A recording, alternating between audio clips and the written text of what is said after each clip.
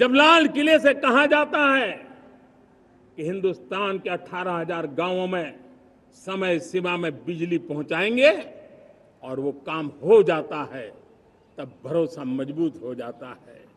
जब ये तय होता है कि आजादी के इतने सालों के बाद भी 2.5 करोड़ परिवार ऐसे हैं जहां बिजली नहीं है, वो अंधेरे में जिंदगी गुजारते हैं, 2.5 करोड़ घरों में बिजली पहुंच जाती है, तब सामान्य मानवीय का भरोसा बढ़ जाता है। जब लाल किले से स्वच्छ भारत की बात कही जाए, तब इस देश के अग्रिम हरोर पंक्ति में बैठे हुए लोग हो, गांव के लोग हो, गरीब बस्ती में रहने वाले लोग हो, छोटे छोटे बच्चे हो, हर परिवार के अंदर स्वच्छता का वातावरण बन जाए, स्वच्छता की चर्चा हो, स्वच्छता के संदर्भ में एक दूसरे को रोक टोकने का निरंतर प्रयास चलता रहे। मैं समझता हूं कि ये भारत के अंदर आई हुई नई चेतना का प्रतिबिंब है। जब देश के सामने लाल किले से कहा जाए कि आज हमारे परिवारों में 3 करोड़ परिवार ऐसे हैं जिनके घर में नल से जल मिलता है, आवश्यक है हमारे इन परिवारों को पीने का शुद्ध पानी पहुंचे। जल जीवन मिशन के तहत इतने कम समय में नए 12 करोड़ परिवारों को जल जीवन मिशन के तहत नल से जल पहुंच रहा है। आज 15 करोड़ परिवार इसके लाभार्थी बन चुके हैं। हमारे कौन लोग वंचित थे इन व्यवस्थाओं से? कौन पीछे रह गए थे? समाज के अग्रिम पंक्ति के लोग इसके लिए अभाव में नहीं जीते थे।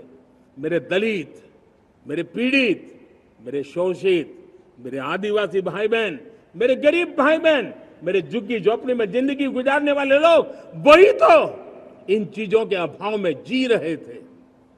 हमने अनेक ऐसे प्राथमिक आवश्यकताओं की पूर्ति के लिए जो प्रयास किया और उसका परिणाम हमारे इन सारे समाज के बंधुओं को मिला है। हमने वोकल फॉर लोकल का मंत्र दिया। आज मुझे खुशी है कि वोकल फॉर लोकल ने अर्थतंत्र के लिए एक नया मंत्र बन गया है। हर डिस्ट्रिक्ट अपनी पैदावार के लिए गर्व करने लगा है। 1 डिस्ट्रिक्ट 1 प्रोडक्ट का माहौल बना है। अब 1 डिस्ट्रिक्ट 1 प्रोडक्ट को 1 डिस्ट्रिक्ट का 1 प्रोडक्ट एक्सपोर्ट कैसे हो, उस दिशा में हर जिले सोचने लगे हैं। रिन्यूएबल एनर्जी का संकल्प लिया था।